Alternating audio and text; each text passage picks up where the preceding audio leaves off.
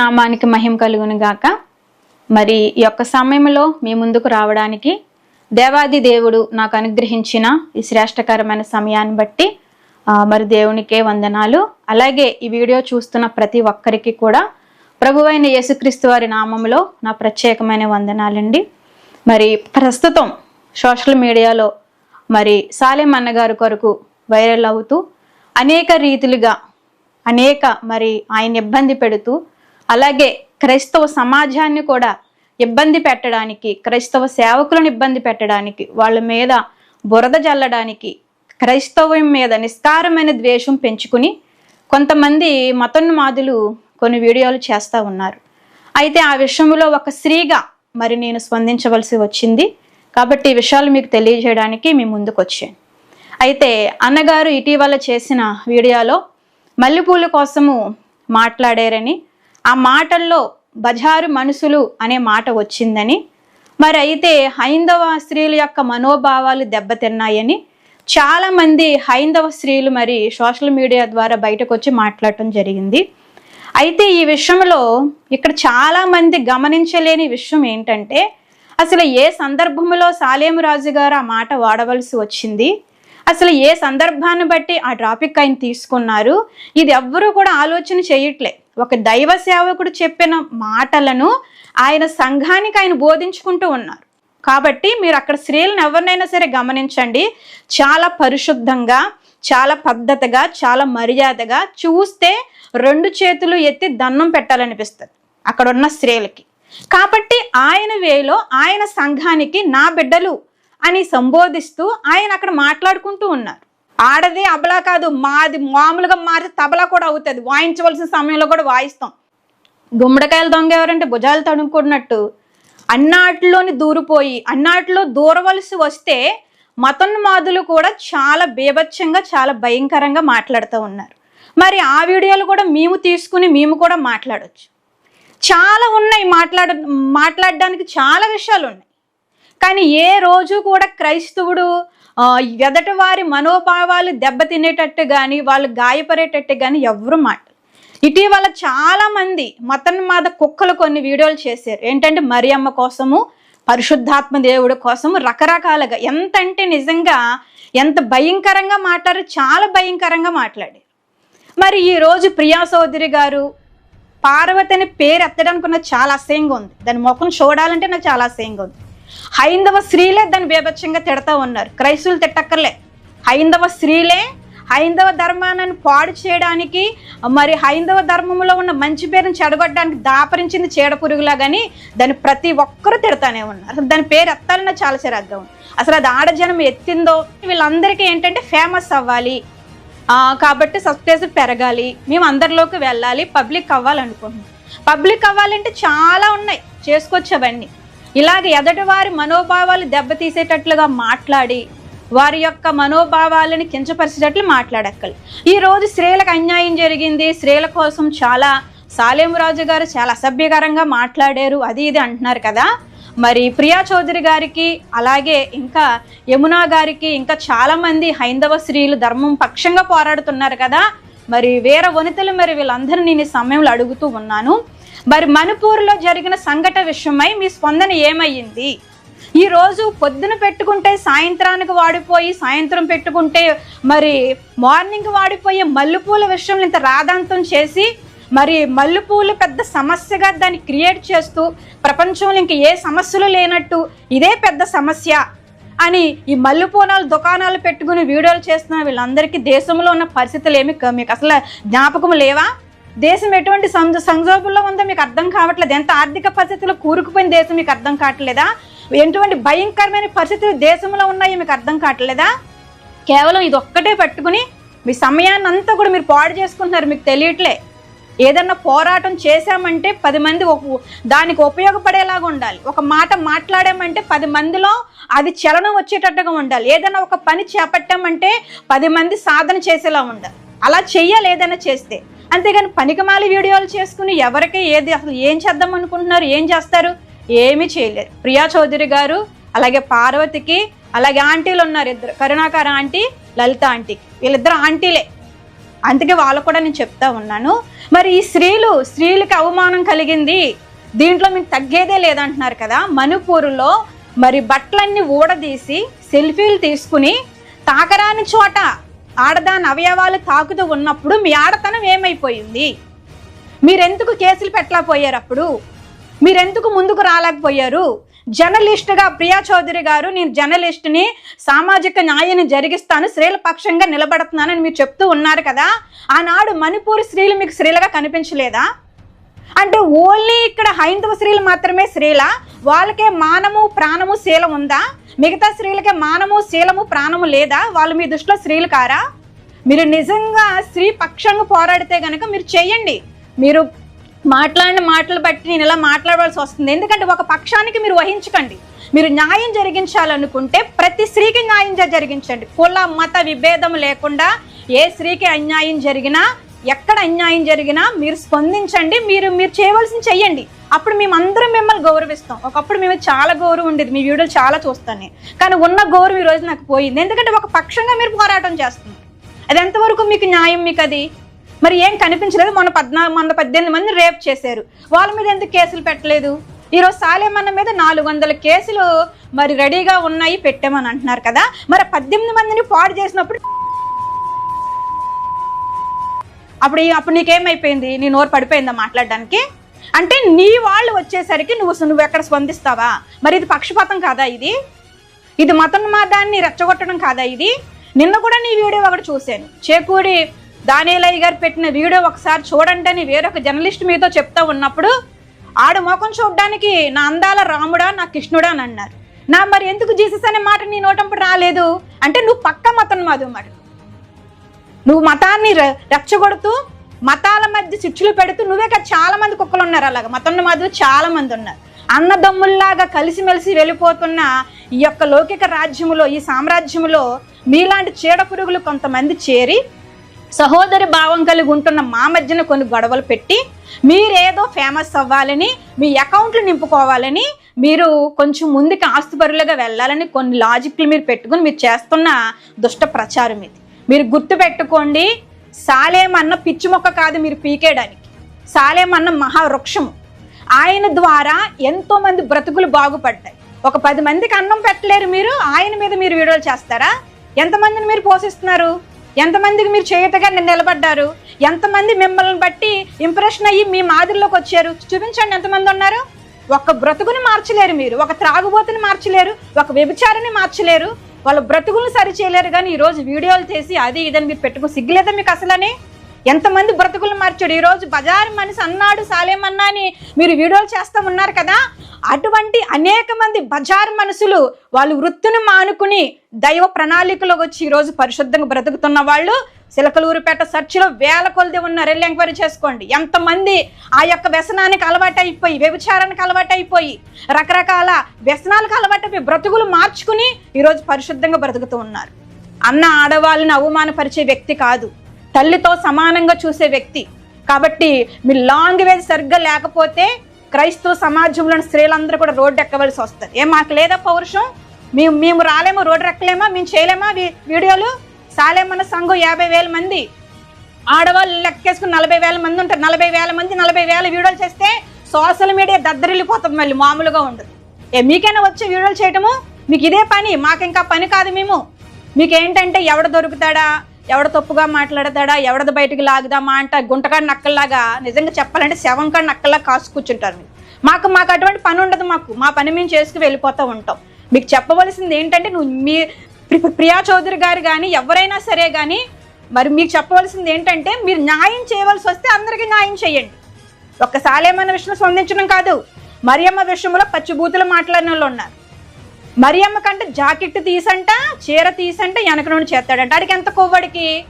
మరి ఏ సేవకుడైనా సరే దాని చీర కూడా తీసి, దాని జాకెట్ తీసి వెనక నుంచి చేస్తాను, ముందు నుంచి చేస్తాను ఎవడన్నా అన్నాడు సేవకుడు?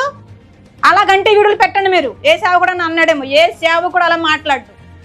మీరు మాత్రమే అటువంటి సంస్కరణ మీకు మాత్రమే ఉంది. అటువంటి దౌర్భాగ్యమైన సంస్కరణ, అటువంటి పద్ధతి మీకే ఉంది. కానీ ఏ క్రైస్తవుడికి అటువంటి దౌర్భాగ్యమైన సంస్కరణ లేదు. మీరు గుర్తుపెట్టుకోండి. మీరు ఎందుకంటే మౌనంగా ఉంటున్నాం కదా, వీళ్ళు ఏం చేయలేరు కదా అని అనుకుంటున్నారేమో. ఆడది అబలా కాదు, మాది మామూలుగా మారి తబలా కూడా అవుతుంది, వాయించవలసిన సమయంలో కూడా వాయిస్తాం. మీకేనా? మాకు లేదా?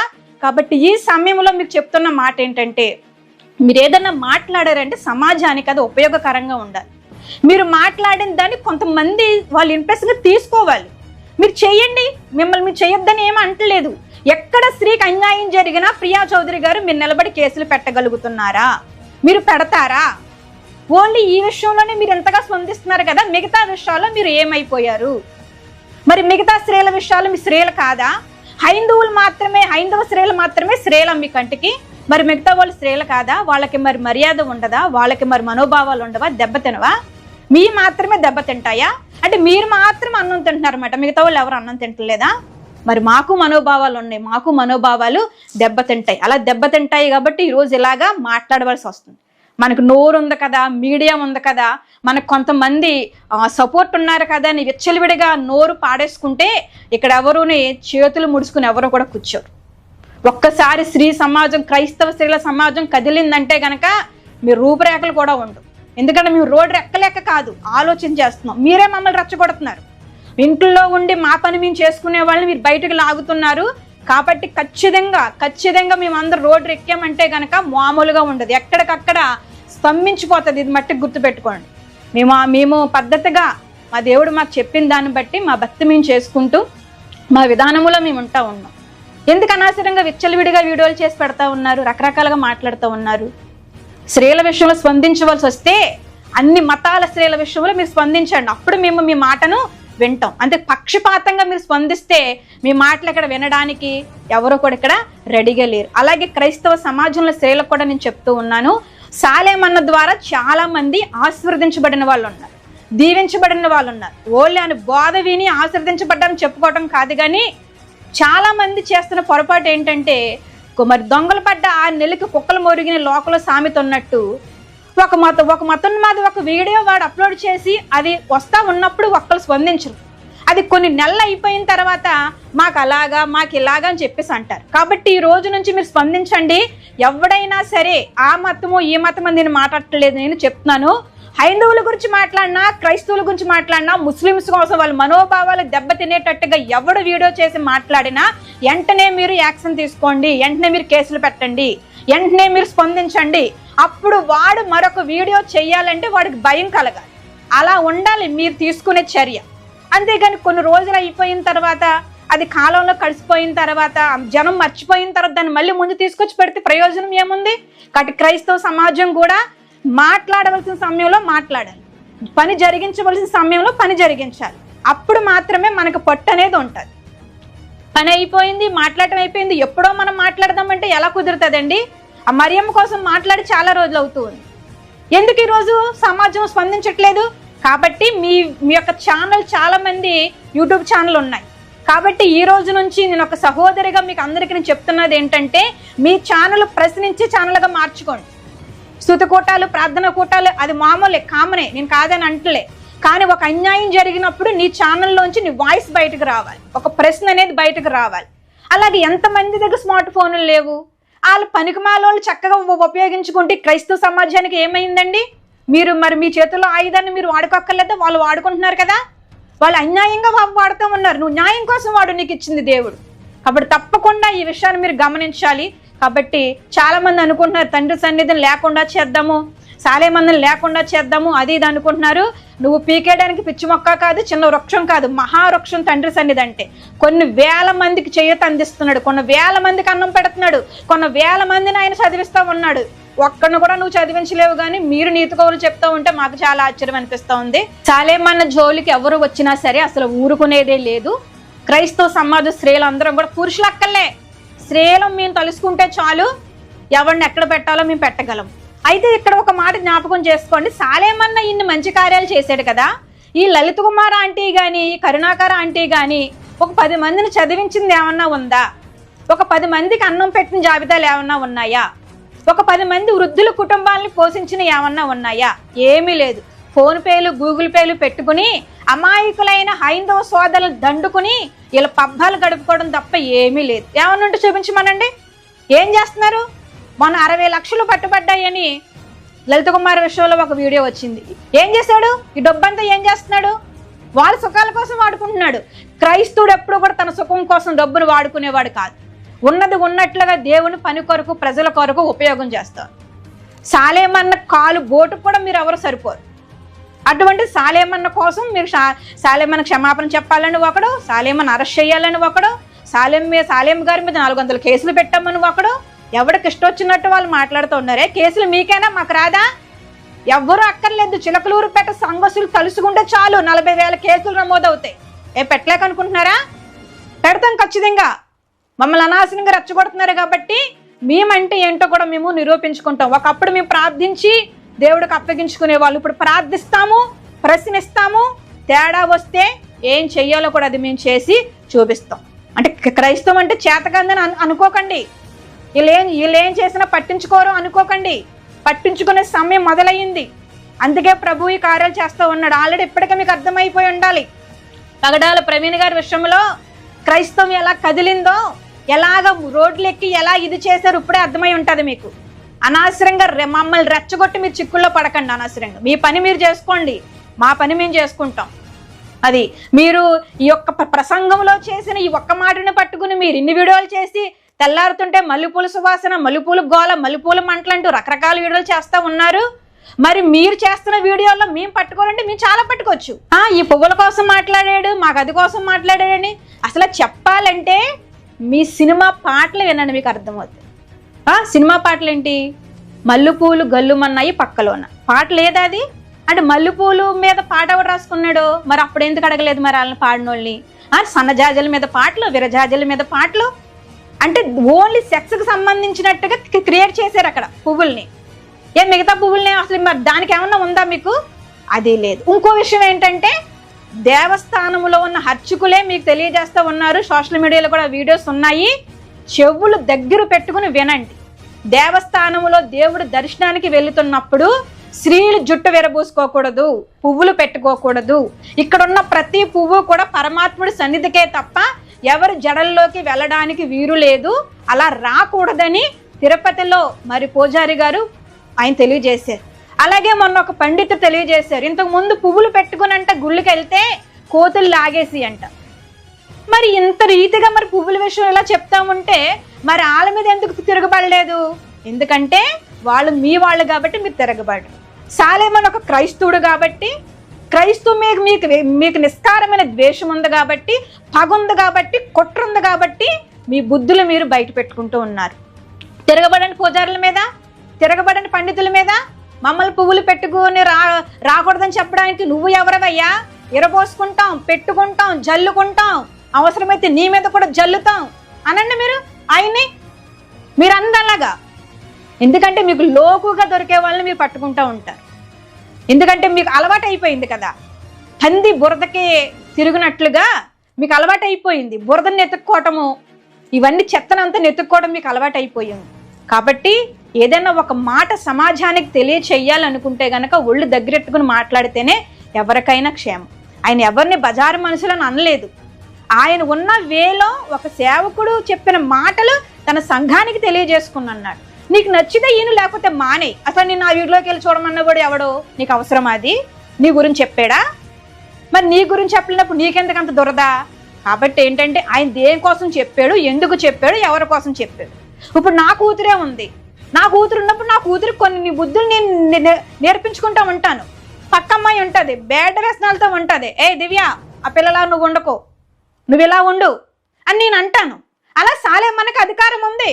తన బిడ్డలకు తను మంచి చెడు చెప్పుకునే అధికారం సాలేమన్నకు ఉంది కాబట్టి చెప్పుకుంటాడు.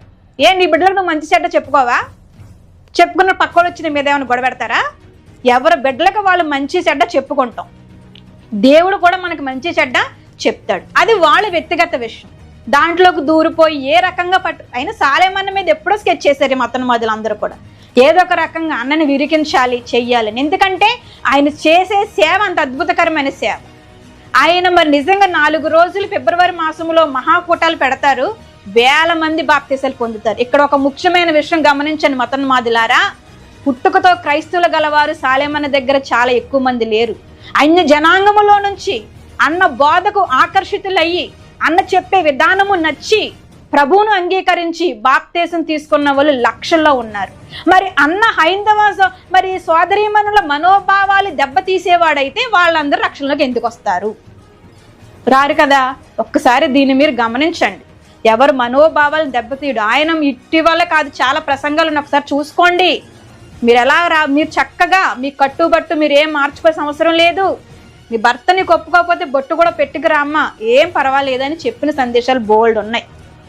నువ్వు అది తీసేసిరా, ఇది తీసేసిరా, ఇలాగని కాదు. కానీ ఆయన ఏంటంటే ఎవరు ఉన్న దాంట్లో వారు భక్తి చేసుకోమని చెప్పారు. కొంతమందికి అన్ని ఇష్టమైంది, వాళ్ళు సమర్పణ చేసుకున్నారు. వాళ్ళకి పేర్లు ఎట్టడానికి మీరెవరు? ఆయన ఆ మాట అన్నారని అదే పట్టుకుని బజారు మనుషులు అన్నాడు, మల్లెపూలు పెట్టుకునే వాళ్ళందరూ బజారులా అని మీరు దాన్ని ఒక్కానించి ఏదో అది పెద్ద అమృతంలాగా దాన్ని ఊరికి తెగ చూసుకుంటూ తెగిది చేస్తున్నారు కదా. ఒక్కసారి ఫుల్గా మీరు వినండి, ఎవరి కోసం చెప్పారు, ఎందుకు చెప్పారు, అప్పుడు మీరు మాట్లాడండి. నిజంగా స్త్రీ పక్షంగా మీరు వాదించగలిగితే, స్త్రీకి న్యాయం చేయాలనుకుంటే ఈ యొక్క మాట్లాడిన చాలామంది మాట్లాడిన మాటలే కాదు, ఇంకా ఎంతో మంది ఎన్నో రకాలుగా భయంకరంగా మాట్లాడిన మాటలు ఉన్నాయి. మీరు నిజంగా యథార్థవంతులైతే, మీ మనస్సాక్షి మీకు పనిచేస్తే ప్రతి వీడియో విషయంలో మీరు స్పందించండి. ప్రతి కుక్క వాగిన వాగిడికి మీరు సమాధానం చెప్పి కుక్క మీద కేసులు పెట్టండి. అప్పుడు మేము అందరి పక్షంగా మీరు వాదిస్తున్నారు, నమ్ముతున్నామని మిమ్మల్ని కూడా మేము గౌరవిస్తాం, మీకు కూడా గౌరవం ఉంటుంది. కాబట్టి మరి నిస్కారమైన ద్వేషంతో కేవలం ఏంటంటే క్రైస్తవుల మీద బురద జల్లాలి, క్రైస్తవులు లేకుండా చెయ్యాలి. ఇదే కదా ఆ కరుణాకర ఆంటీ యొక్క గోల్ ఇదే.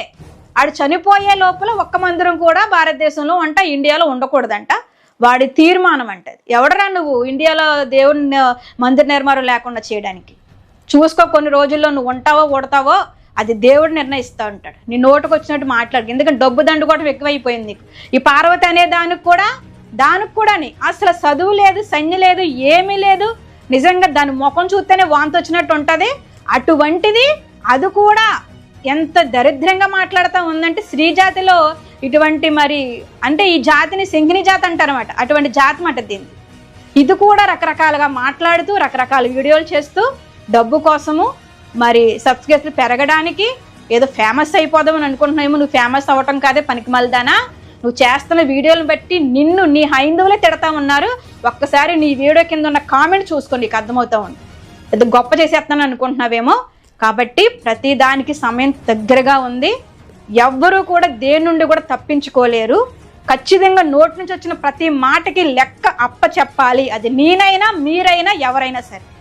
ఎవరి ఇష్టానుసారంగా ఒక ఛానల్ పెట్టుకుని ఒక వీడియో చేసుకుని పబ్బం కలుపుకుంటే కుదరదు. ఇక్కడ ఏదన్నా ఒక వీడియో బయటికి వెళ్ళిందంటే అది ప్రజలు అంగీకరించే రీతిగా ఉండాలి. అన్ని మతాల వారు అంగీకరించే రీతిగా ఉండాలి. అందుకని ఇష్టం వచ్చినట్టు నువ్వు మాట్లాడేసుకుంటే ఇక్కడ వినడానికి ఎవరు రెడీగా లేరు, విని కూడా మౌనంగా ఉండడానికి అంతకన్నా రెడీగా లేరు. దయచేసి క్రైస్తవ స్త్రీలను రెచ్చగొట్టకండి. మేము రోడ్డు ఎక్కితే సీను మరొక రకంగా ఉంటుంది. కాబట్టి ఈ మాటలు మీరు గమనించి, అలాగే క్రైస్తవ స్త్రీలు కూడా మీకు మాట చెప్తూ ఉన్నాను, వీలవుతే ఈ విషయంలో మీరు అందరూ కూడా స్పందించి ఒక్కొక్కరు ఒక్కో వీడియో చేసి సోషల్ మీడియాలో మీరు పెట్టండి. మీరు మౌనంగా ఉండొద్దు. మీరు ఇప్పుడే కాదు, ఎప్పుడు మౌనంగా ఉండొద్దు. మీరు అసలు మౌనంగా ఉండొద్దు. మౌనంగా ఉండి క్రైస్తవం పోయింది. మీరు గమనించండి, మీరు స్పందించండి. ఈ విషయంలో ఏది మీకు చెవులకు అసభ్యకరంగా వినపడినా, ఏ మతం గురించి ఎవడు ఏ రకంగా మాట్లాడినా మీరు స్పందించండి. క్రైస్తవుల గురించి మాట్లాడితే స్పందిస్తామనేది వద్దు. మనము నిన్ను వలే నీ పొరుగు వారిని ప్రేమించమని దేవుడు మనకు చెప్పాడు. మన తోటి వారికి ఎవరికి అన్యాయం జరిగినా సరే మనం స్పందించాలి. అది న్యాయమైన స్పందన. దాన్ని దేవుడు హర్షిస్తాడు, ప్రజలు కూడా హర్షిస్తారు. ఈ మతం మాదిరిలాగా ఒకదానికే స్పందించకండి. మనం అన్ని రకాలుగా స్పందిద్దాం. అందరికీ న్యాయం చేయగలిగిన వాడే క్రైస్తవుడు. కాబట్టి ఈ మాటలు గమనించి ఇప్పటికైనా స్పందించి ప్రతి ఒక్కరూ కూడా ఈ విషయమై మీ స్పందన సోషల్ మీడియా ద్వారా తెలియచేయాలని మరి నా మాటలు ముగిస్తూ ఉన్నాను.